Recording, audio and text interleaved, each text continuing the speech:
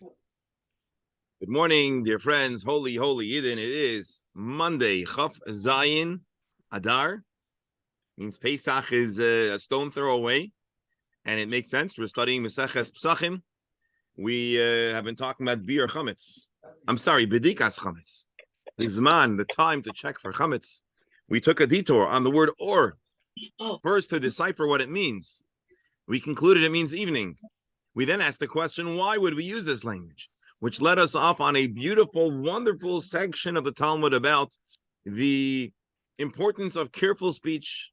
We capped it off with a session on the importance of careful listening.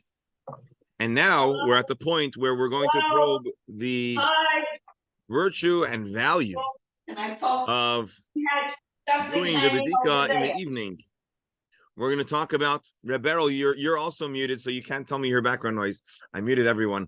And you'll please unmute for questions, comments. And anyways, so now the question that we're up to is why... Rabbi, sorry. Rabbi, something occurred to me during the weekend with the time we spent on defining the word or and using polite language and all that, which is positive.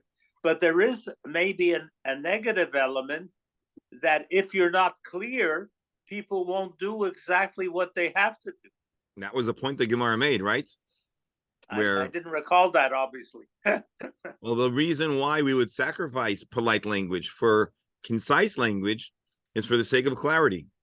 And so although we place a high value on the style of speech, we certainly do not want to sacrifice comprehension. And that was also an added detail that I said it, but you may have only heard it in passing, which is one of the reasons, and I quoted the Rebbe about the use of the word tummy is, and I don't think the Rebbe invented it, but I just learned it from there. The Rebbe has a beautiful talk on this whole subject, and the Rebbe points out that tummy is a halachic psak, an opinion, and our Gemara makes it clear that to give psak, to give clarity, we need to be concise, and we need to prioritize comprehension and clarity over delicate language. Sometimes a person tries to be sensitive or delicate, and what they end up doing is not communicating at all. But when all possible, we want to use precise, concise, delicate, dignified language, and we also want to appreciate the power of listening carefully. And now we're out of the Agadic discussion, and we're into the halachic discussion about why we might use the language. Why we would do Bedika at the time that has been suggested. As Rabbi, well, if somebody didn't study Gemara, how would they know what the word or really means? If someone didn't study Gemara, but they studied Mishnah with a teacher, they would know what the word means. If someone didn't study Gemara, but the rabbi got up and shul and said, Rabbi Isai, don't forget to check for chametz the night before Pesach, you would know the halachic matter. You probably wouldn't know the whole pilpul of or. But I must say that I think we're privileged to be enlightened and to not only know the distilled halacha, but to get a whole background on the flavor and the development and the discussions that led to this conclusion. So, aren't we lucky? Okay. So let me refresh your memory just about the most recent discussion. So we said we know that it means evening, so we need to check in the evening. Why don't we do it in the daytime?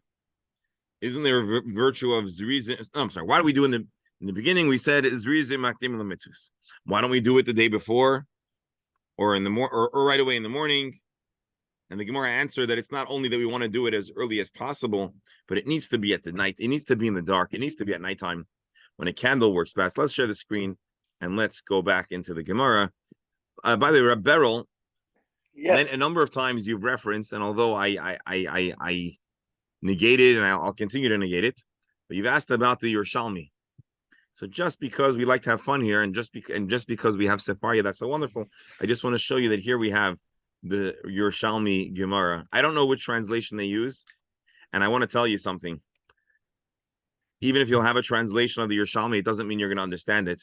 But just wanted to show you we have it open. And so maybe from time to time, we can take a sneak peek and see if there is a parallel conversation. So just something to look forward to. Here we go. Let's Rabbi. Yes. There's no difference in the Mishnah, just in the Talmud. The Mishnah is the Mishnah is just about identical. There might be an occasional word letter added or subtracted based on the Jerusalem dialect or the Israel dialect, but otherwise it's pretty much it's the same Mishnah. Maybe the division of Mishnah might be different. Actually, on Shabbos, I was walking home. I walked to shul with a guy from my building. He doesn't live in my building. His sister has a place, and he was visiting. And he told me that he studies Yerushalmi, and he was so grateful that our shul has a full set of the art scroll Bavli. I'm sorry, Yerushalmi. And so I was inspired to take a closer look. All right, here we go. So this is the Gemara we saw on Friday. Everyone agrees that Or means Orta. Well, if you're, I miss summarize this. If everyone agrees that Or means Orta, let's still understand why is the halacha. Why don't we just check first thing in the morning? Or, yeah, first thing in the morning. And so the Gemara answers that there's two things, and this is where we'll resume. Amar Rav Nachman bar Yitzchak. Rav Nachman bar Yitzchak clarifies. Here is why the B'dikas Chametz is precisely when it is. It is B'shah shebnei Adam etzuyim b'vateihem. B'dikas Chametz is done at the time when people are home. V'or haner yafa lebdika. And at a time where we're going to deploy candlelight, which is super helpful, ideal for searching. Let's read Rashi. What does it mean? So what? Ba'alayla. We would rather have a candle than anything else. And candles only work at nighttime. But if you use a candle a day, it will not help. Why don't we use sunlight? The bottom line is we really want to have, we really need to have the candle. The candlelight. That's the ideal form of inspection. This sounds like an excessive justification. Why we need two justifications where one would suffice. That reminds me when I was coming back home late and my wife was asking what happened and what explanation I had. First of all, yeah, very good. So this is actually a discussion. What does each contribute to the other? I mean, you might say that early in the morning people are still home at daybreak, so then you'd have to use the second one that the RNR needs to be dark outside. But you might say maybe I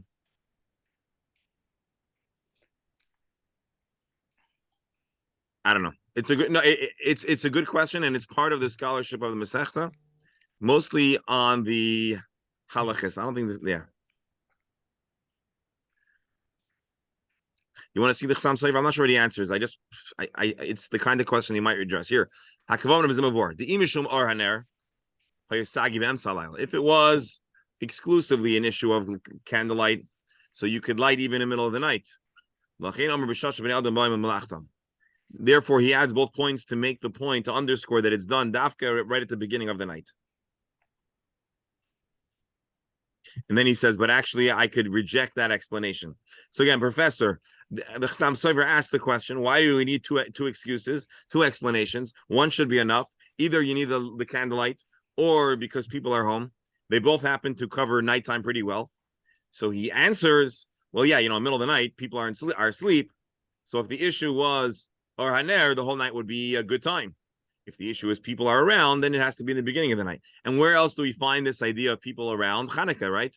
On Hanukkah, we do it in the beginning of the night when people are both home, but not asleep. Now, of course, we should acknowledge that today people's sleeping patterns are a little different. We might wake up when it's already daylight. Maybe not with a clock change. We might also go to sleep when it's dark. which is not the norm, which wasn't the norm way back then. But the Chassam Sofer swats away this answer. He says, you know what? Even if I would say it has to be Or Haner, I would still know to do it in the beginning of the night because the reason Maktimim.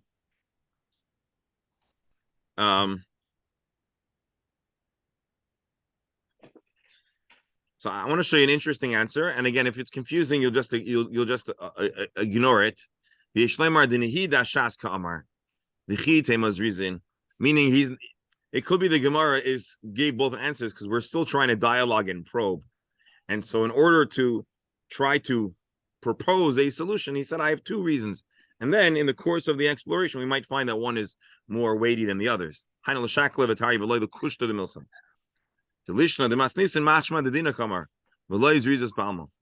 maybe because the halachic zrizim is only an ideal, but this might be the motivation for the halachic matter. Anyways, the reason, again, if you understood it good, if not, the point is there's a few discussions under the surface happening during the Gemara. The one discussion, or one of the primary issues, is B'dikas chametz. Is it really valid all night, and it's only out of zerizos that we do it at the beginning of the night, or is the real mitzvah actually right at the beginning of sundown? And there are halachic ramifications, primarily in the discussion of interruption. Do you interrupt study? Which actually is what the Gemara goes on to next. Amar Abaye. Based on the above, now that you've given me these two explanations. One more question about Professor, go ahead. When we say that it's a time when people are found in their homes, what is the role of these people to help with the search, or to be witnesses to the search, or to be told that there is a search? I mean, we don't need actually for search to have many people. We have just a searcher and probably a couple of kids helping him. This is a good question. So what is the contribution of having a crowd? Who needs a crowd? Sometimes the crowd could actually be a deterrent. It makes it harder to check. I don't know. I could think I can give you a theory, but I'm not sure. It could be that we in the end of the bedika, we nullify the chametz.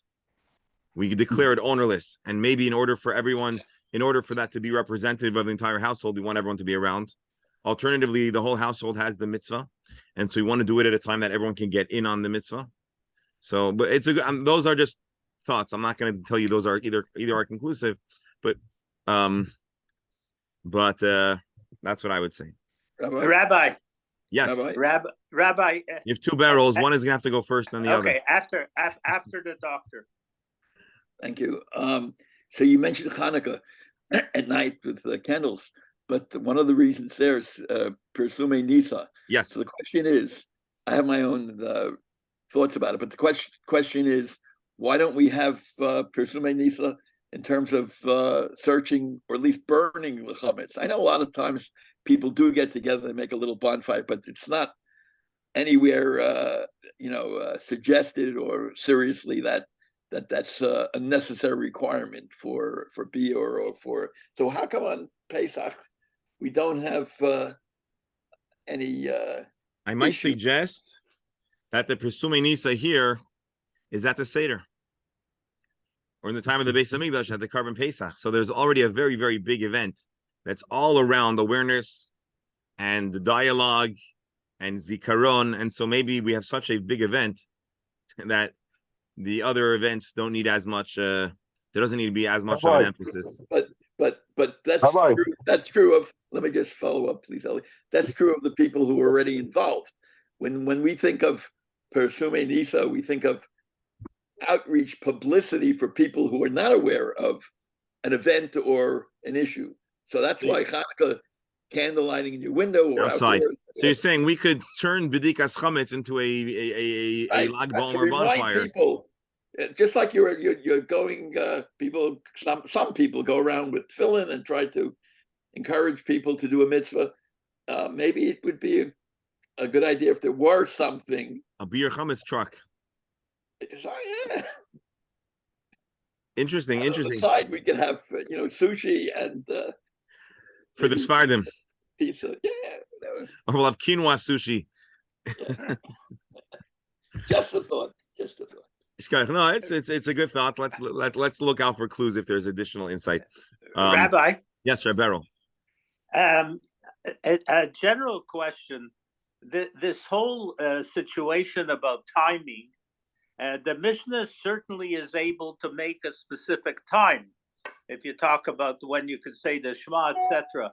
Okay. So by saying this term at dusk or whichever word we want to use, what's so terrible if somebody does it in the morning? Is he not Mekayim? We're not talking about so terrible. That's not the question here. The question is, what is the ideal? Right. But if somebody for some reason does it in the morning, he's still doing it, correct? Not as He's the Jewish, still chayav to do it, no? Not as the Jewish tradition warrants. Right? Rabbi, so checking for chametz, they say to do it 20 minutes after chatzot. Correct? Is the best time to do it? I'm sorry? To check for chametz, they say it's 20 minutes after chatzot is the best time to check for the chametz. Let's forget everything we know so that we could allow the Gemara to teach us. Make sense? But makes sense. You're accurate, but let's try to put all that out of our minds so we can discover the Gemara, the halachic facts in real time. Amar Abaye comments, therefore Hilkach.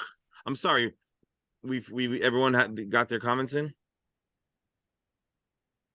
Let's see, Rebel, your question is a good question. Let's see, we're in the beginning of the discussion, so let's see if there are additional insights, parameters, restrictions.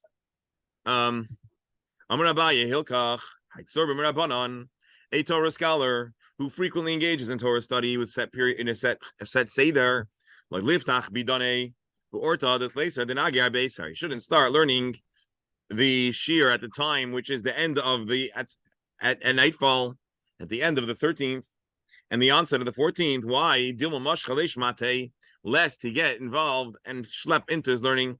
The asi limnuyim mitzvah, and I'll end up abstaining from fulfilling a mitzvah.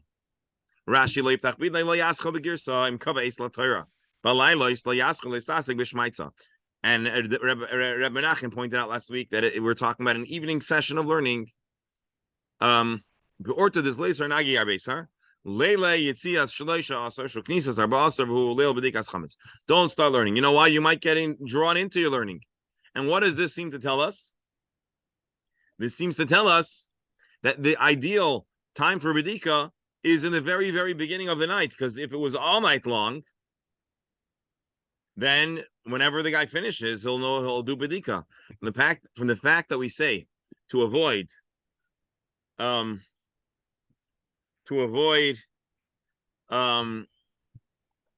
learning because you might get distracted, it seems to say that you really want to do it ideally right as soon as possible.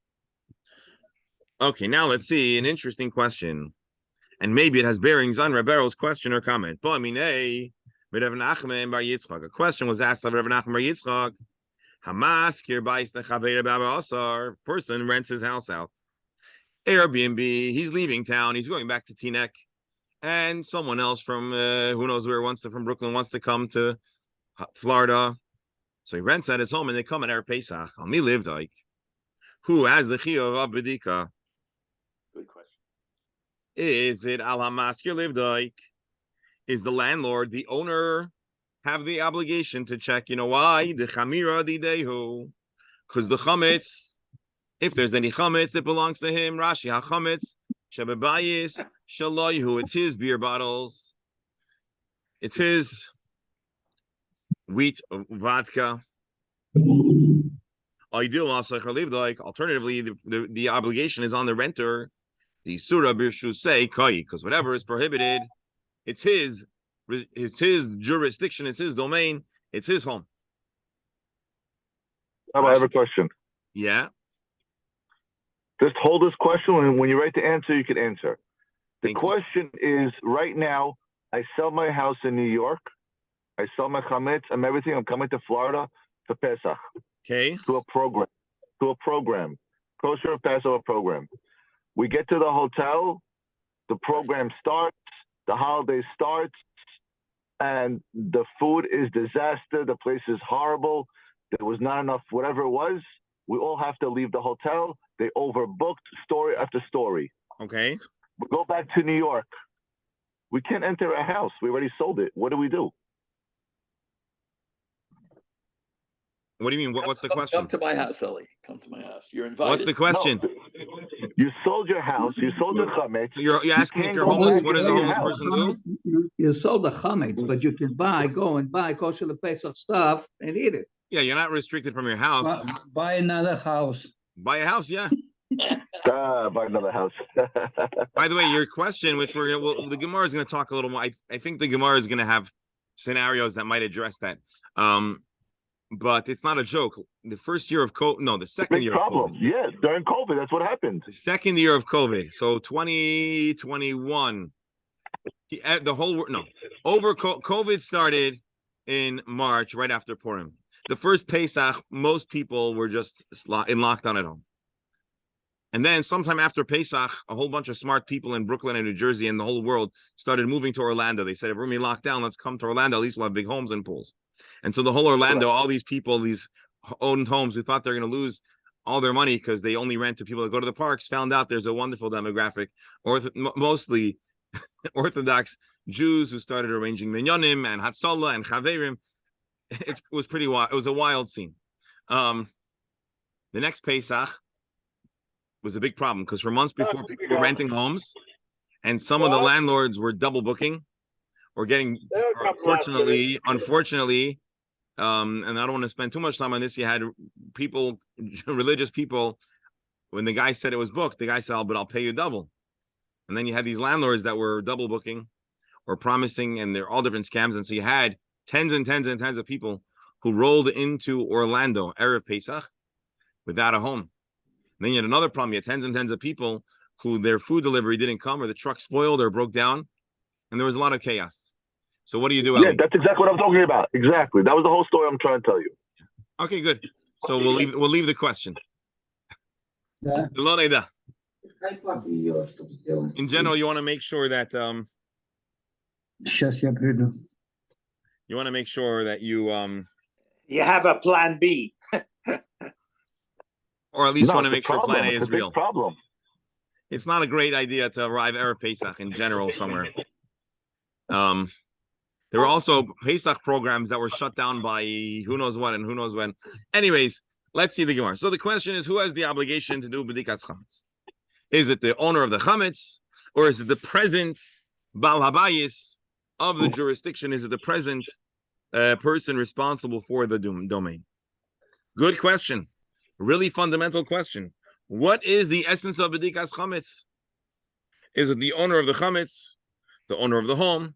And obviously it gets more complicated because a landlord-tenant have a more nuanced dynamic.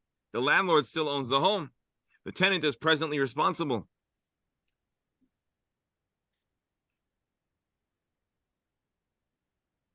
Anyways, let's see the Gemara. Tashema.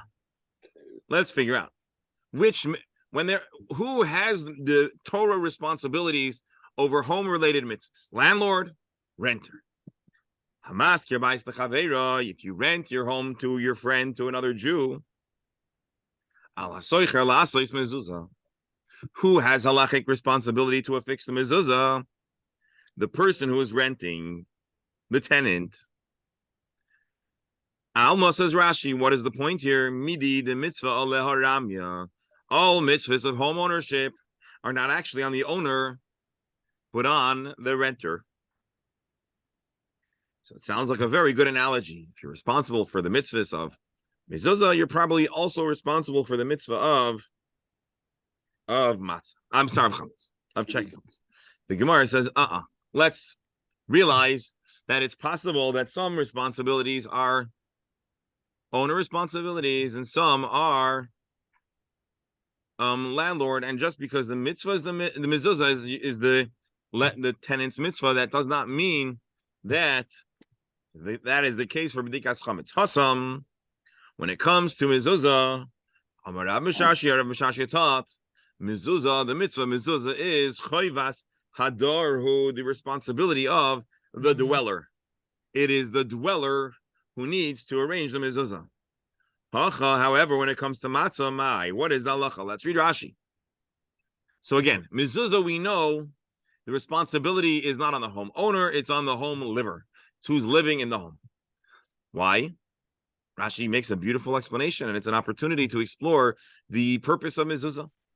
Lefi shehi mishmarta, the mezuzah guards, protects the home the person living there. Uksiv, it says beisecha, your home, and Chazal say biyasecha, the place that you go into. Nichnas v'yotzeba, that you go in and out. Therefore, when it comes to mezuzah, the person who actually dwells is the one who needs the bracha, needs the protection. Aval hacha, when it comes to b'dikas chametz,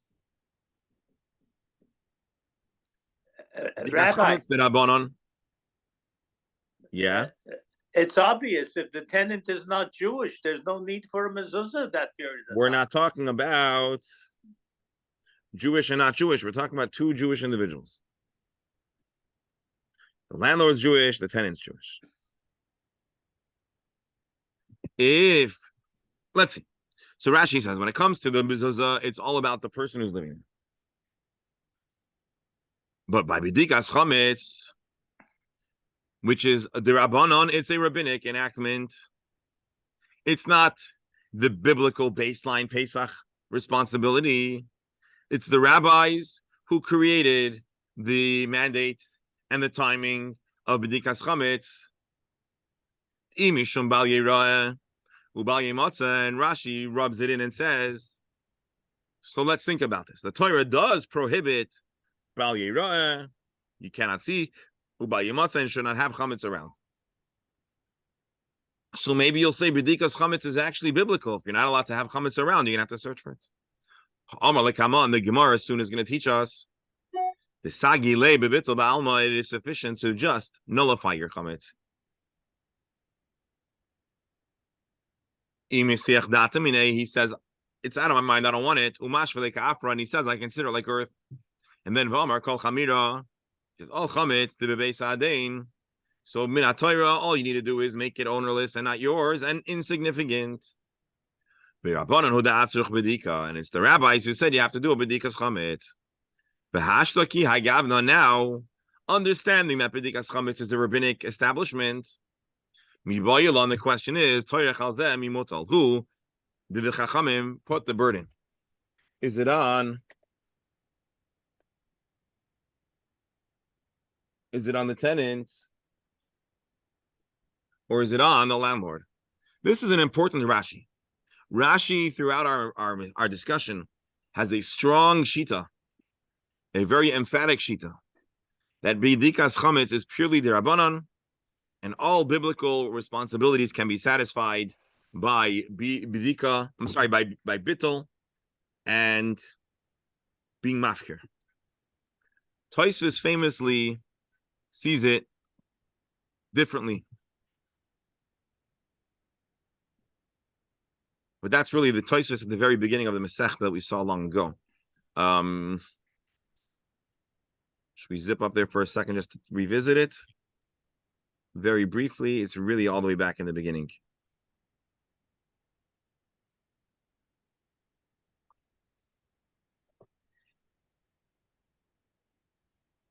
This is type Pirish HaKuntras. Rashi explains the reason for B'dika is Shalavar Allah B'Bal Yira B'Yamatza. The Kashalari, the Kivan the Tzarch Bittel, Haboidik Tzarch Shivato, Mideraisa Bittel Amasagya, Mai Hutzricha Cham B'dika Klal. The near Larry, the Apagad, the Sagi B'Bittel B'Alma, Hechimir Cham the Chametz Alar Shliacha.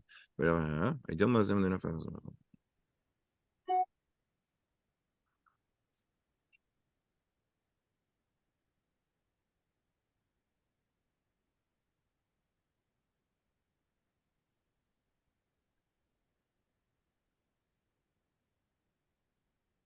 Okay, not this Tosfos. All right. Anyways, bottom line, we'll have another opportunity to revisit it. But the bottom line is, Rashi for sure is making a very strong and emphatic case. Doctor, while I find the place back. Does it matter whether or not the person you're renting to is Jewish? Well, And once how would you know that if you're just an owner of several apartments for Airbnb, that you're not necessarily directly individually involved with each? So once we finish this discussion and we really, really clarify what the rabbinic enactment of B'dikas Chametz is, we can then very ably revisit the question of what if you're an Airbnb, you put your house on Airbnb because there's a prime. My wife and I, we talk about it. We have a special needs daughter, so obviously it's not an option. But in a hypothetical world, it would be a very, very good business deal to put your home for rent during peak times. So maybe you're a Jewish guy, you want to rent out your home. Airbnb is through the roof. Pesach, you assume that your renter is going to be Jewish, but sure enough, it's not. It's just someone that wants to come for spring break, or he has late spring break. I don't know. And so it's a Gentile, and so he's not going to do B'dikas Chametz or whatever. So what's the halacha? That was, I guess, the essence of Dr. Hammer's question, or not the essence. And that was my only part of it. That is the question that the doctor is asking, and I think we'll have more tools to address it once the Gemara answers our question of who is responsible. So let's just back up for a second. The Gemara says there's a case to be made that it's the owner's chametz. There's a case to be made that it's the dweller's responsibility. We tried to bring a proof from mezuzah, but mezuzah is not a good analogy because mezuzah, we know clearly, is a biblical mitzvah. From the biblical profile of the mitzvah, mezuzah is all about the home dweller, and that is not necessarily the case when it comes to b'dikas chametz. Actually, this is interesting. This is not a authorized translation of Rashi. It looks like somebody did a homemade translation, because in the beginning of Sefaria, before they got all the translations, it was originally a crowdfunded effort. You know that, Doctor? So I remember I once sat and started translating something. I'm like, you know what? I don't want to taint the record with my whatever. But anyways, so you'll find, let's say, we don't usually have Rashi in English, but occasionally you'll find a Rashi with the translation. Anyways, Rashi just gave us a big, long explanation about why we're not certain who has to do B'dikas Chametz. It's a rabbinic enactment. And so the question is, who did the Chachamim make responsible to do B'dikas Chametz? And along the way, Rashi clarified for us why in the biblical responsibility, there are other alternatives to doing B'dika.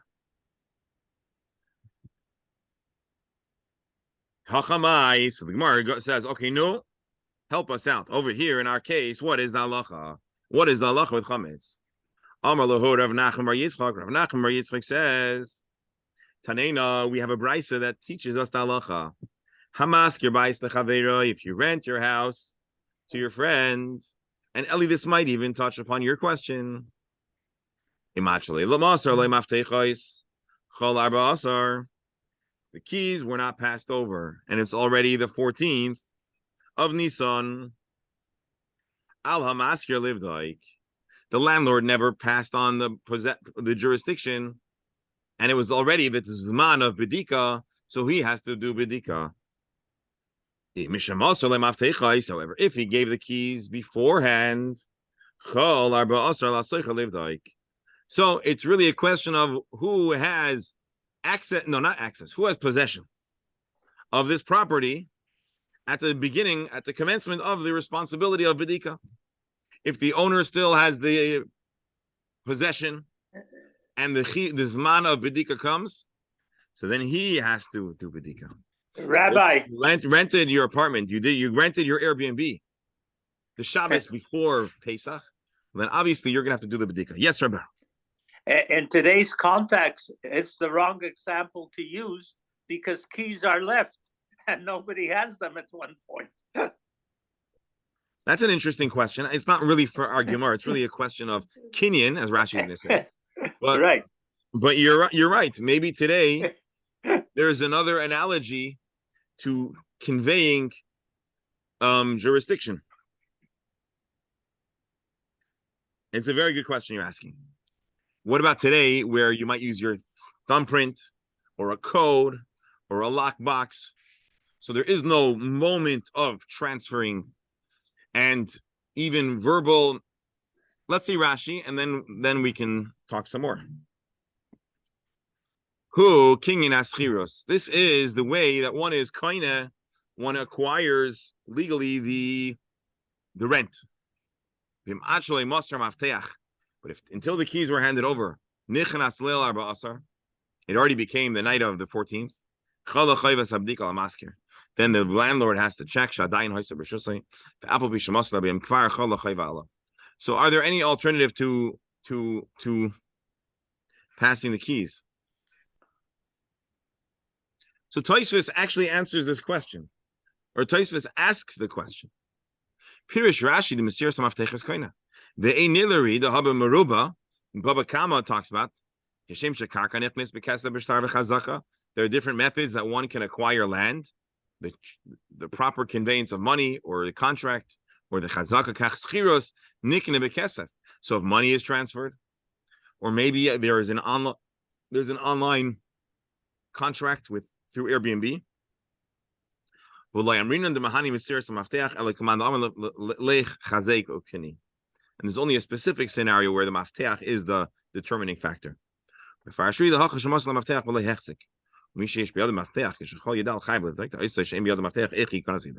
obviously, if you don't have the key, whoever has the key doesn't have access.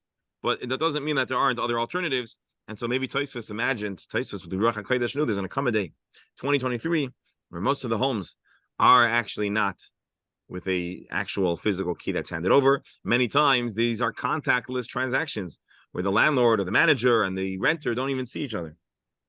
Alan, your hand is up. I don't know if I missed this part or not, but if the Jew rents his house out to a goy, to a non-Jew, the Jew has the obligation to get rid of all the chumets in his house, right? But what happens when the goy comes in? He's for sure he's going to eat bread. Good question. Let's hold off on now. A number of people ask that question. It's a good question. It's a two-pronged question. Number one, if you rent out your house to a Gentile, but there's chametz, what do you do? And number two, in general, as far as Badika. And number two, if you rent out your house, the Gentile is going to buy chametz. So the two questions, good questions. Let's keep our eyes on. Unless they like ham and cheese on matzah, Yeah, could be. Could be. Did you say ham and cheese and matzah? Yes. A little slow there. Okay. Rabbi, better dover acher on matzah. Rabbi, Doctor, just quickly, in terms of the mezuzah, it's on the renter. Okay, so you go to either a hotel or an Airbnb for the weekend, and there's no mezuzah. So in halacha, there's a discussion that you'd only be responsible to put a mezuzah as a renter if you're going to have a 30-day term or longer. Okay. The shaila becomes an owner if they have to put the mezuzah right away, or they also wait 30 days. Anyways, and if it's an Eretz Yisrael versus an Chutz La'aretz, so it's a big sugya, a big discussion. But indeed, I actually know that. I just want you to be aware, perhaps you're not, or you are, that in many places called condominiums, they will not allow people to put up mezuzahs who are not owners, number one. And number two, I mean, religious, they have to by law allow them, but they can limit the size of the mezuzah. yes. And another question about mezuzah is that you are not allowed to remove the mezuzah when you sell or leave the house. And if somebody buys the house or moves in and there is a mezuzah there, what should one do? Replace this mezuzah or just inspect this mezuzah or leave it as it is if it is inside and is not exposed to the elements? Good question. Let me punt on that. It's a good question, but it's a practical question. It's a practical question. There's no one answer. There are options. Yeah, we'll revisit. Let me punt for now. Could you please start using basketball analogies? It's March Madness, please, Rabbi. Please. Listen. Please. Okay, doctor, help me out. What would be the good basketball analogy for this? You're going to pass. You're not going to dunk it. You're going to pass. You're not going to shoot on Okay. it. You're not going to pass. So, Have a jump. yeah, right. I'll have to jump on. Okay. Right. Well, you could go to the videotape. Let them make the decision. We'll roll the tape. Okay. Well, I mean, so what's the what's the bottom line? Whoever has jurisdiction at the Zman of B'dikas Chametz, that's who's got to search. Generally speaking, if the landlord has already moved in, if the tenant has already moved in, it's all on him. But if you got yourself an Erev Pesach Airbnb and the landlord is Jewish, then it's going to be on you. What if the landlord is a Gentile and so there has been no B'dika done? Let's keep our eyes open. I just want to actually, let's take a fast look in the Code of Jewish Law, because we'll see how he accounts for Rebero's question.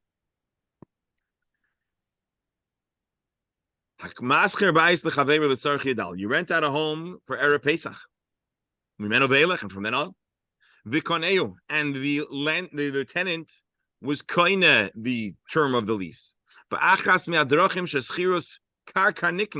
In one of the variety of matters that are halachically binding to commence a lease. If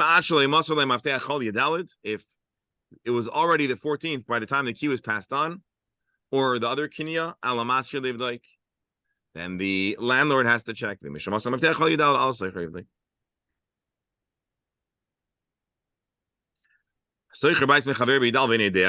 if you don't know the house is checked or not? Wow.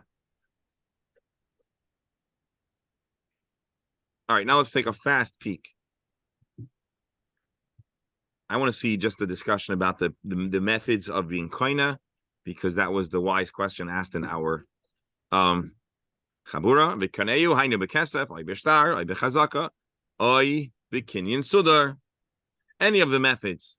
Aval kishadayin like kano b'echad me'akinyonim. Shtar might be the one that is most related to today, and we have to ask the question if a digital or virtual shtar counts.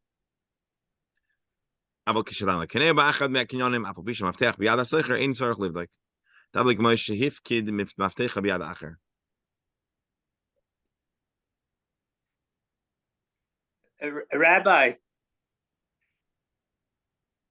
yeah, in all these situations, practically a serious person would come wherever he's going in time and do bedichas chometz. He may have some chometz in his pocket. Beryl, you're consistent.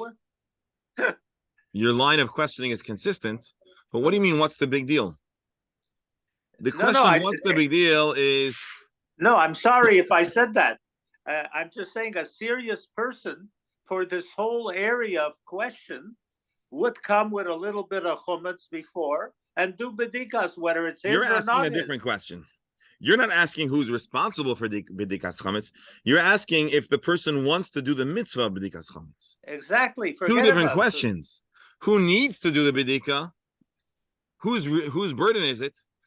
And who is able to are two different questions. You're asking the question, look, I'm a good Jew. I want to do the mitzvah b'dikas chametz. Can I do it? Good question. But that's not our question here. Here the question is it part of the responsibility on the checklist of the landlord, or is it on the checklist of the tenant? That's the question. But my argument would be a person who asks that question would be one who would do it to be sure. A person who's not interested, an average person who doesn't care, wouldn't ask because he wouldn't do it maybe even at home. No, but Bernie, there are you can't predict everything. You did it at home. You're going away for the weekend you rented a place. You get traffic, and now it's a half hour before Yontif, and you're unpacking the car. Yeah, and you have a candle and you have everything with you, but you also need time. You wanted to take a shower and you want to do this and go to shul, and you don't. You want to put things in order and get set up before Shabbos in the kitchen. You don't have time to do it. So the question is, are you yotze? Is this? Did you do Yeah. anything wrong? Your kavana was good. Yeah. Do you have an obligation, or do you Right. just do it to be sure? Also, we need to have standardized procedures. Otherwise, we're going to have duplicate efforts, right? Which is just what I want to show you here in the Mishnah Brura. Bear with me. There are certain achronim, right? There's different opinions. You should be more machmir. So there is an opinion, surprise, surprise, that says that really both should do bidika. Anyway, okay, there you go. Let us seize the moment and continue to explore. What happened here? Hold on. Oh, I.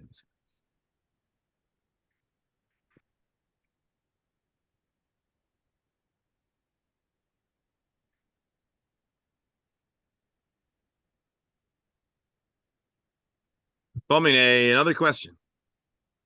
Until now, we're talking about who has the responsibility. Now the question is, if it wasn't discussed, can we rely on this?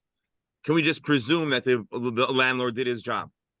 A person leases or rents a house to his friend for Erev Pesach, and you arrive with your bags on Erev Pesach to the home, to your Airbnb. Landlord is off in some cruise in a safari in South Africa without cell service. Not a joke. Very reasonable possibility. Do you presume that the house was actually checked or not? Gemara asks a great question.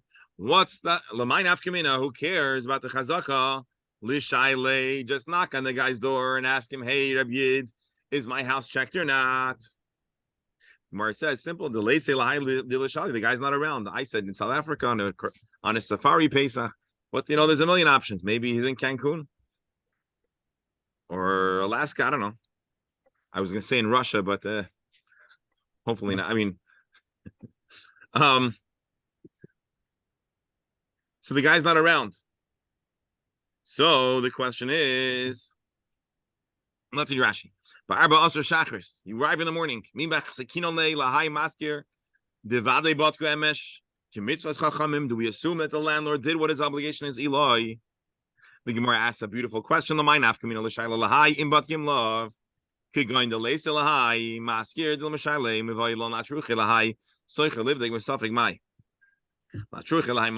that we don't know, and the guy's not around to ask, does the renter have to now go back and do another bedika?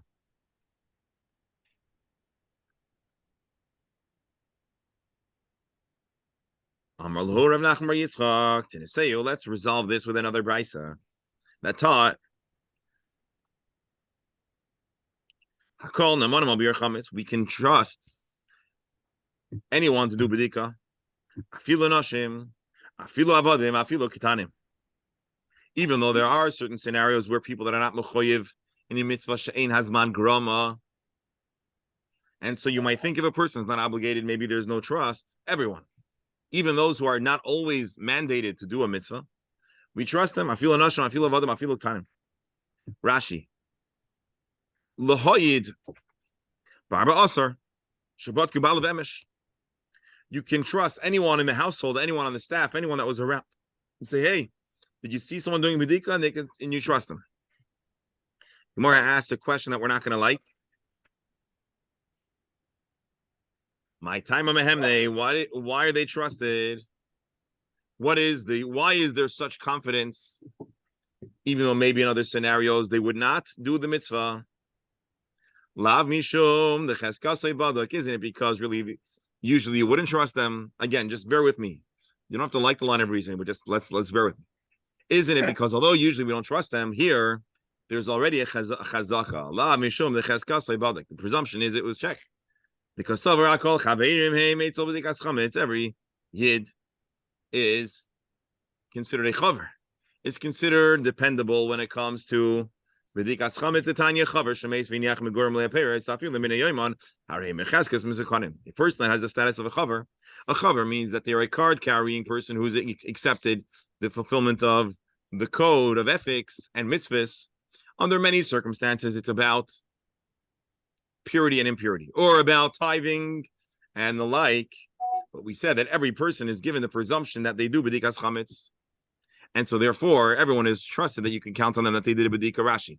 Afilu am haaretz, even a person who is not always so meticulous about other mitzvahs is known to be meticulous with b'dikas chametz u'b'davar shumuchsak chaver, and an area where the chazaka is they'll do their job. Machzikin on lei shelo yaver zmanei ashasu. We presume that they did their job. The tanya chaver haneman al ma'isra is a person that is trusted to do tithes. Who makes and he dies, and he leaves a whole bunch of fruits. I feel him even if they were just arrived off the truck yesterday or today, we could they just became obligated. The presumption is the guy did what he needed to do. The presumption is he would not have released it to the store or to storage until he took care of it. So people are presumed trustworthy when it comes to b'dikas chametz. The Gemara says, how do you know? Maybe it's nothing to do with the general trust that someone did b'dika. Maybe it's because we actually trust these people. So the Gemara asks a question that we're not going to like again. Do these individuals have the capacity typically to convey edus? So what does it mean, cheskasei baduk? The language should be different. It shouldn't say it should say you're trying to tell me that the brisa here that says the brisa says hakol nemonim, and you're trying to use this to prove to me that there is a chazaka, that a house has changed. Well, actually, the language of the brisa does not make your point. Are you saying that we only need their words to speak to? The fact that you need someone to testify that b'dika checked actually proves the opposite. That the chazaka, the presumption is that the home was not checked. And if that's so, you arrive into a house, the landlord is often, who knows where, and you can't ask him, you should have to do b'dikas chametz. Gemara says, loy. In truth, the presumption is that the landlord, the checked the house for chametz. So why are you asking someone or not? Why over here do we need to trust someone and do we need anyone's testimony? Because something unique happened. We are fairly certain the guy did not do the b'dika. And if these other individuals say, but kine it was checked, we would think that the rabbis wouldn't trust them because their words are being stacked up against the chazaka. The chazaka is it wasn't checked. They said they checked it. Kamash Magellan. We infer from this brisa, kivan the b'dikas chametz midrabanan, being that the responsibility of b'dika is rabbinic. The midaraisa bitul ba'amasagi. Biblically, all you needed to do is nullify it. And the rabbanon midrabanan, the rabbis granted extra power to these individuals to be trustworthy in a matter of rabbanon, even in a case where Rashi himnu rabbanon b'chiyuva the lessa element rabbanon the hem. The Chacham are allowed to give koyach for people to testify, even where their testimony would otherwise might not be accepted. So this is a little bit of a fast-paced Gemara. I wanted to go fast. I wanted to conclude by the end of 10:30. The bottom line, I believe, over here is that under regular circumstances, there's a chazaka that a house is checked. The brisa where we trust these individuals is a place where there was actually a chazaka of sorts that the house was not checked. And even under such a circumstance, we'll trust the testimony of those who might not always have the power to testify because the Rabbanan imbue them with the ability to be believed. And it seems like the psak over here, the bottom line here is that, well, let's go back to the Shulchan Aruch for a fast second.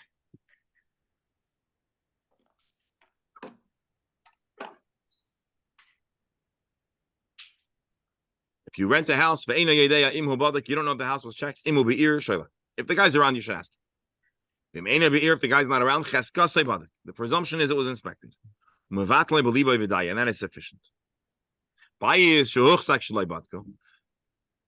In a case where the presumption is the guy didn't check, why is there a presumption in check? Maybe there's a waiver, disclaimer on the website that says houses are not presumed to have been checked. Don't think I'm going to check your house for you.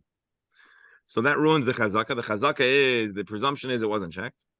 If you end up renting it and you ask Ishay ever the katan anu bad kinuhu hareelu nemonim hushia katan sheish beidas live. Like obviously we're talking about if the child has the capacity to check. And so the general chazaka is the house is checked. If there's something super strong that actually blows up the chazaka, I made up a hypothetical. I don't know if that's the best hypothetical, but the hypothetical I made up is that the website has a disclaimer. But let's see if the Mishnah Brewer can help us out.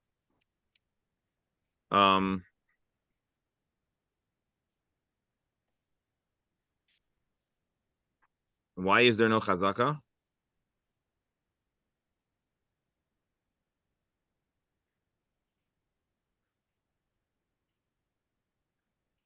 We know the guy didn't check. He left to the safari in South Africa a week ago. So obviously he didn't check.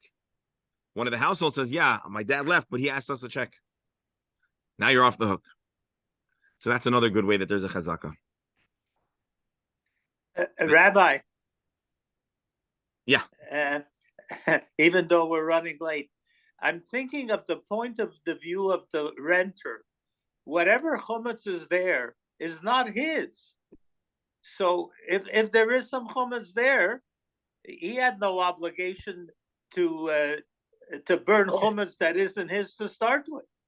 Let's revisit it on tomorrow. Gentlemen, Yasher Koyach, have a wonderful day. Afreilichem Pesach. Actually, anyways, thank you all. Have a great day. Chumash in a moment.